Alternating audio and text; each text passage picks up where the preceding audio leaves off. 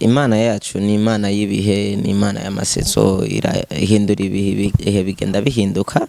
Ivyo twakunda ubwa mbere sivyo twobandanya dukunda, uburyo twavugamwo Kristo ubwa mbere sibwo twobandanya tumuvugamwo n'ubu.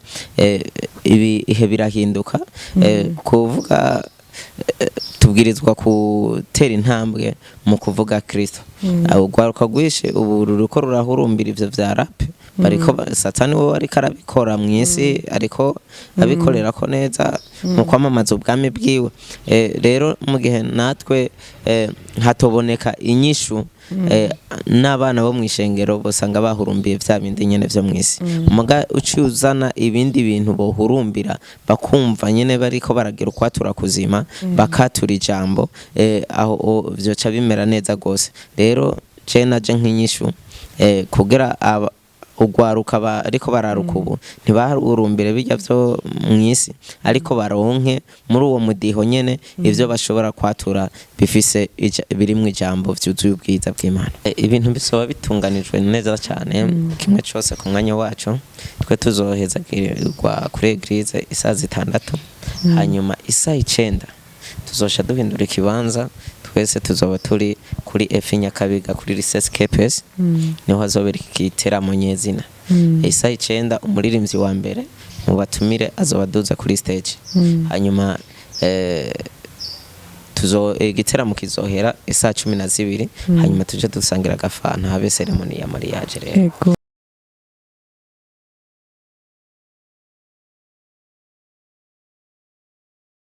kunzi ndabaramukije, ndabahaye mwiriwe na bwakeye bivanye naho muherereye. Ushobora kuba uri muri kino gihugu cacu canke uri mu mahanga. Nyuma rero ndakuramutse we uri mu Burundi, ongere kandi ndamutse abari mu mahanga, ushobora kuba bwije canke bukeye nka twebwe nkino. Reka rero munyemerere ndabaramutse mwese muri rusangi, ndababwira mwiriwe na bwakeye, ndabwira kandi ko ndabakunda cyane. Iki ni kiganiro canyu rero musanzwe mukunda, kandi ndazi ko muba mukirindiranye igishika cinshi. Ni Gospel News, aho tubazanira amakuru mashasha, indirimbo zishasha ziba ziko zirasohoka, hamwe n'ama evenement aba ariko arategurwa muri gospel canke n'abaririmbyi batandukanye canke n'abakozi b'Imana batandukanye.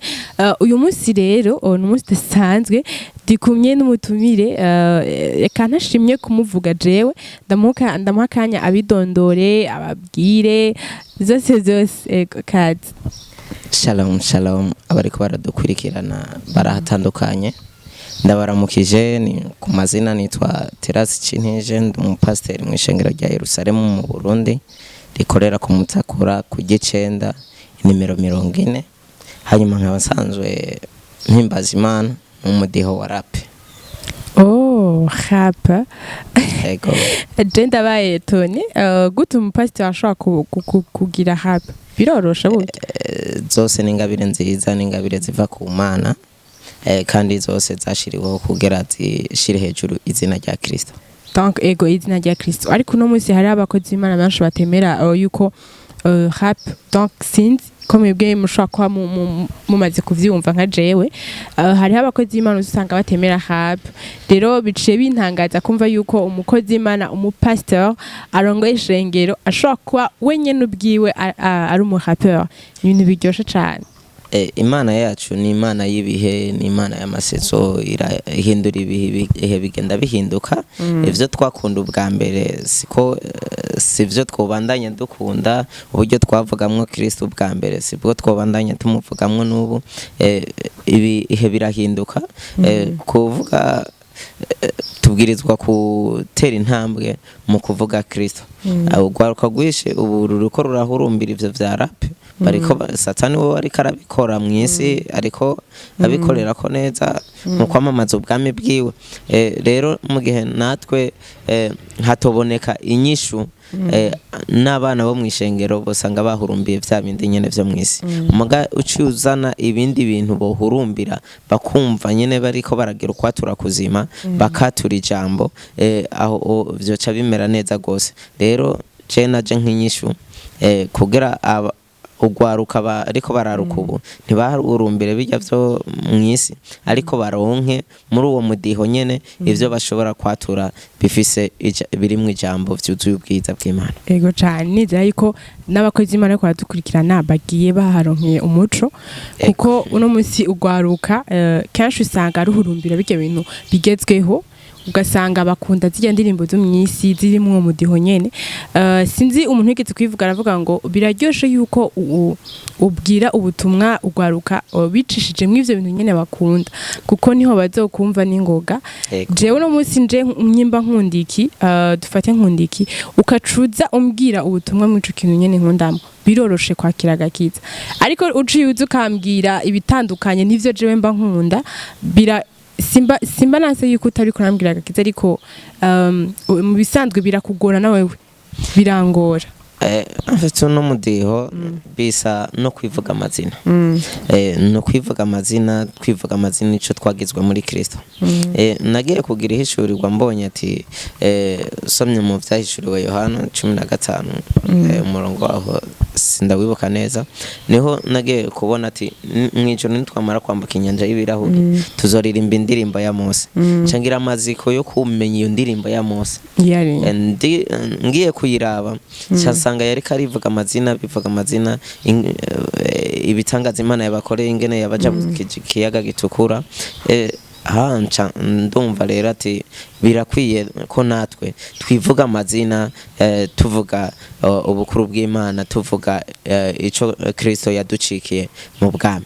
Ego uravuze kwivuga amazina jewe mbwiye kwivuga amazina ntahura kumwe tora tubibona muri rya mudiho nyene babigiramwo hape nawe nyene yoba iri mu buryo bwo kwivuga amazina no mu buryo bwo kwivuga amazina. Okay navyo narinzi ndabakiriye cyane twaciye dutwago ndabakiriye cyane mwisanzure kuri Nori Petes na Haven TV akunze ko aragukurikirana ndazi nabo nyene barakwishimiye namwe nongera ndabakira kandi ndayibutsa ko ari Gospel News kandi ndayibutsa kugira j'aime commentaire na partage kugira ngo benshi bashoboka gukurikirana Gospel News byoroshe. Uno munsi rero turi kumwe n'uyu mutumire n'umukozi w'Imana nkuko yabidondoye n'umupastor akaba n'umuririmbyi nkuko mwavyumvise bivuga n'umurapper kintu kiryoshe cyane kitamenyere mu bakozi b'Imana ariko kandi ari mu buryo bwo kuvuga ubutumwa. Uno munsi none bavuze Terence apart y'ubu pastor canke bakaba apart y'umu rapper mu buzima busanzwe tuvuze Terence tutahurande akora iki nk'ivyo. Terence mu buzima busanzwe arafise ukuntu ajesha amahema nyene kugira bikunde abeho akore igikorwa cyo mu bwami. Ego sinsegerereza ndafise ibikorwa vy'amaboko nkora hanyuma mu bwami naho nyene nkabikora neza nsavye. Mbega umuhamagaro kumva yuko uwo pastor waje ryari? Umuhamagaro utera uzokutera wegera Imana ni kutera umenye ico washiriweho kuwegera Imana niduha gukunda no gukora ibiyihimbara uko uyegera niko imigabo yayo itera ikomera muri wewe ico washiriweho ugatera witora kubera uburi kuregera umuco ubuntu bwayo bugatera bukubako ugatera uba igikoresho cyayo. Ego cyane none eske kuba umurapper ni ibintu wavukanye canke ni ibintu nawo nyene vyaje wamaze kuba pasteur? Kuba umurapper kuririmba muri rusange canke yindi ngabire yose iyo ni abilité ni byo umuntu ashoboye. Umuntu wese yaremwe n'Imana arafise ibintu ashoboye afise ibintu ashoboye bitekeye muri we kandi bimutandukanya n'abandi abwirizwa kugaragaza kuri inosi. Rero kuba umuraperi si ongisho samavuta oya ni ibintu ni ngabire ibisanzwe iri muri wewe ushobora kuyikoresha nabi cyangwa ukayikoresha neza. Rero nico gituma ivyo usanga wakizwa utokizwa iyo ngabire ibiri muri wewe. Kuririmba wakizwa utakizwa iyo ngabire ibiri muri wewe. Rero igisigaye nico gutumbereza iyo ngabire iri muri wewe ukayikoresha mu bwami ukayikoresha mu gukora igikorwa cy'Imana neza cyane. Uyu munsi turabona igikorwa muri ko murategura kuri uyu wa gatandatu nakamubwi kuri w'Imana ni kuri wa gatandatu tariki 6 ego uko kwezi nyene ukwezi kwindwi tinenzwe no kwezi nyene ukwezi kwindwi turacasiganya iminsi mikeyi ego none mbega jewe ndagomba umbwire narabonye titre ya concert yawe ivuga ngo bacitse umwe concert none kubera iki ushobora ko warayise bacitse umwe habaye iki vyagenze gute ni kubera iki hari akantu maze iminsi ndiko ndavuga ikintu gikomeye mu buzima no kugira ihishurirwa ego umuntu afise ihishurirwa aba afise ikintu gikomeye mu buzima igikuru si ukugira ivyo ufise canke ibigizene no kugira intumbero yiyo uri kuraja rero je narose ihishurirwa ngize ati ndi umu artiste ndi umwana w'Imana sinshobora gukora ivyo abandi bakoze sinshobora kubaho ubuzima bw'abandi numvise ko hageze muri jewe ko nkora ubukwe ego numvise ko hageze ubukwe bwanje mbwirizwa kubutandukanye n'ubukwe bw'abandi muri ubwo bukwe Kristo avugwe hari verse nashize kuri invitation ivuga kuri burya bugeni bw'ikana ego niho Kristo yatanguye kwerekana ubwiza bwiwe niho Kristo yatanguye gukora igitangaza ca mbere canavuga ati rero nimba Kristo yatanguye kugaragaza ubwiza bwiwe mu bukwe bw'ikana irifo ko no mu bukwe bwanje agaragaza ubwiza ubwo bwiza rero nabwo mu kubugaragaza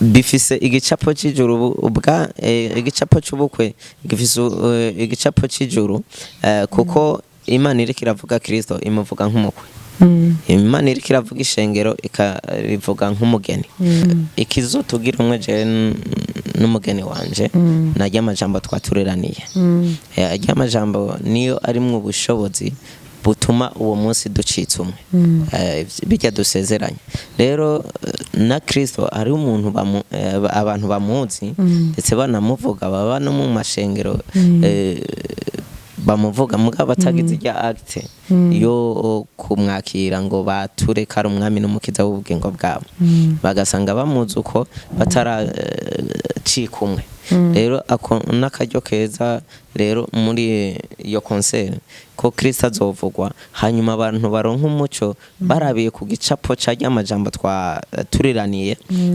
bigatuma ducika umwe nabo babitambukiremwo Kristo ntazoza gutora abamuzi canke abagizene azoza gutora abo basezeranye bacitse umwe bakoze mariage ego donc urumva je numva ari ibintu biryoshe cyane kuko kumva yuko mwebwe muriko muraragana muriko donc ujya mikigwa bagira muca mvuga ntitwogenda twenyene reka n'abataramenya Yesu nabo canke n'abamumenye bataracika umwe nawe bashobore gucika umwe abantu benshi barihinduka bamwishengira imyaka n'imyaka mugabo ijya acte utarayikora donc mwizogira umwanya wo guhezagirwa mungire n'umwanya wo guha akaryo baje abantu muzose bamwe ivyo bintu je sinzohasi urumva ko ari ibintu biryoshe ibintu bisoba bitunganijwe neza cyane kimwe cyose ku mwanya wacu twe tuzohezagirwa kuri eglise isaha 6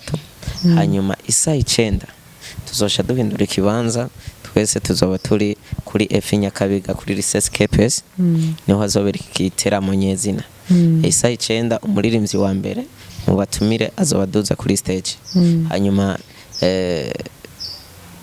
igiteramo kizohera isaha 12 hanyuma tuje dusangira agafanta habe ceremony ya mariage rero ikitangaje uwo munsi tuzoba tubafitiye surprise hari indirimbo shasha tuzoba turiko turabashikiriza bizoba bimeze neza twe n'umugwi nsanzwe nkoresha w'abana kugira bitore mu ngabire zabo hariho umugwi wamfashije gutegura ico giteramo hariyo Bowanelix team abasanganguzi uwo munsi tuzoba turiko turashira ahabona ibikorwa byacu muri byo hazoba hari indirimbo shasha yitwa Tuvabye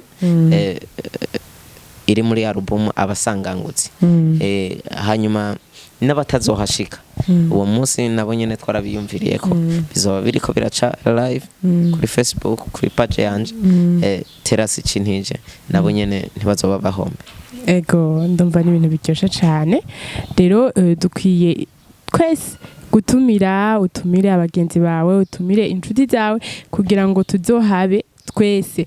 Uratubwiye ngo none saa sita muri eglise saa 9 hama 18h ceremony est-ce que ico kibanza nikizohava kibabera gitoyi Chris Capers umwanya ni kibanza cagutse ndacizeye ni kibanza cagutse twese kizodukwira. Ego none est-ce que ku bantu mu gutumira est-ce que mwa mwaratumiye abantu mukavuga nti mwabwe bazoza muri ceremony ya mariage canke abandi bazoza mwuko guhimbaza hamwe byose canke bose barahawe ikaze nta muntu numwe tuvangura kandi twese tubwirizwa nyene kuryoherwa hamwe guhera ku ntango kugeza ibirori bihere.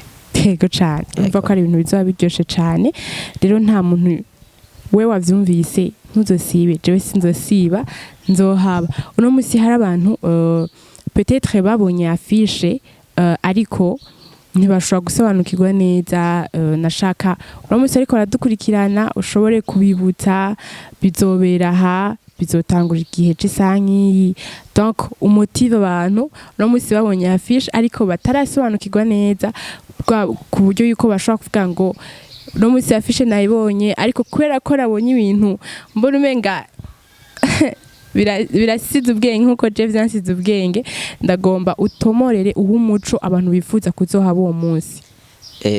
Ikibanza ni Lycée Capers mu Nyakabiga aho beshi bita kuri F Nyakabiga. Itariki ni tariki 6 z'ukwezi kw'indwi uyu mwaka nyene. Hanyuma isaha ni isaha 9. Ego tuzoba dutanguye hazoba hari abatumire bagiye batandukanye hariho abaraperi babikora neza nka Keros Upendo twaririmbanye indirimbo umuraganwa abeshi barayibonye bazoze niho azoba yibereye. Hazoba hariho GN ni hazoba yibereye abeshi baramuzi yarakoze ibikorwa bigiye bitandukanye. Hazoba hariho Edin Diana bazi nka Ndi Edi bazi ku ndirimbo Icabona nawe azoba yahishikiye gushinga intahe y'ubukuru bw'Imana. Hazoba hariho Fafa Praise, hazoba hariho Zion Boy, hazoba hariho na Bowen Lyrics Team nizoba yibereye tuzoba turiko tubikora neza. Hazoba hariho n'umuraperi nkunda cyane yitwa MP Parfait. Tumva izaba biryoshe cyane bizaba biteye igomwe. Bega none nk'uwifuza no musi kumenya Terence gukurikirana indirimbo yiwe canke ibikorwa vyiwe yo bisanga hehe? Ego ibikorwa vyanje ndabishira kuri channel yanje ya YouTube wandika Terasi Cintije cubona indirimbo zigiye zitandukanye ariko indirimbo zibona zigera kuri 4 n'amaudio agera kuri 6. Ego jewe en fait ndaronse inyishu kandi ndizera ko ariko dukurikirana abashoye kuronka inyishu reka rero ndabashimire cyane. Ego murakoze cyane. Ego ndagushimiye kubona wemeye ugaheba umwanya wawe ndazi imyiteguro myinshi. Ego ariko kaza ukemera ukadutumira ku bukwe bwawe ukadutumira igiteramo kizoba kiryoshe cyane. Ndagushimiye cyane kandi ndanakwifuriza imyiteguro myiza. Ndazi ibintu biriko ego biragenda neza cyane kandi ndazi biriko gute nazanye n'ikiyumviro cyavuye ku Mana nizera ko ari ubuntu bizogenda neza cyane ubuntu bw'Imana genda wiherekeza iyo turi kumwe n'Imana byose birashoboka cyane. Ndabashimira nawe muri kumwe dukurikirana twari kumwe na Terence aho afise igiteramo yitiriye bacite umwe. Ndagushimira kandi ego twari muri Gospel News aho twabashikirije igiteramo canke igikorwa Terence karategura nta gusiba afise umwanya rero ni witegure washoboye kuronka ino invitation utegure kagahuzu kawe utumire inshuti zawe umuryango wawe babagenzi bawe kugira ngo nituze dusibe mu bwiza bw'Imana. Reka rero ndabasezere ndababwira yuko ndabakunda cyane kandi araho ubu taha mu kindi kiganiro ca Gospel News mwarahezagiwe.